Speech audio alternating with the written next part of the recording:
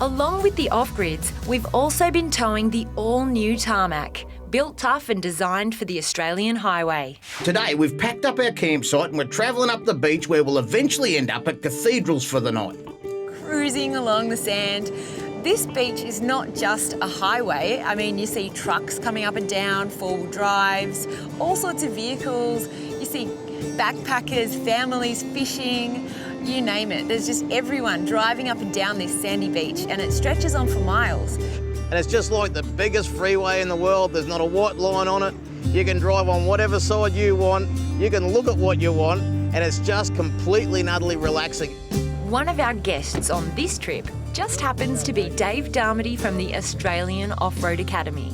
And on another beach drive, he shared some important tips on driving and towing your caravan on the beaches of Fraser Island. We like to say that there's no driving environment more dynamic than the beach. More things change on the beach on any given day. You know, we could have come up here yesterday in the beach. In fact, this part of the beach yesterday was quite scalloped, whereas this morning we're doing speed limit 80 k's an hour and it's smooth as. I guess the top tip for the beach is just you've got to take it as it comes. You can't make assumptions on what it's going to be like. Vans and trailers, you really have to be even just that much more prepared, better planned. You really do need to look at the tides.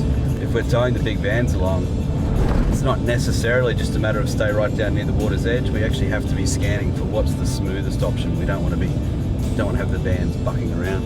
Caravanning is a social thing, and knowing the etiquette of driving on the beach goes a long way. So there's a car coming towards us now. All we did was indicate our intention. So it was my intention to move over and stay on the left-hand side and away. They indicated that they were staying on their left-hand side. Then there's no confusion. Both cars will just pass each other happily.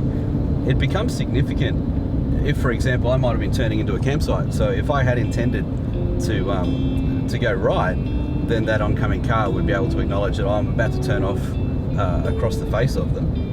As Air Fraser Island also uses the beach to land planes, you do need to be aware of where and when they're set up and what to do if you come across one.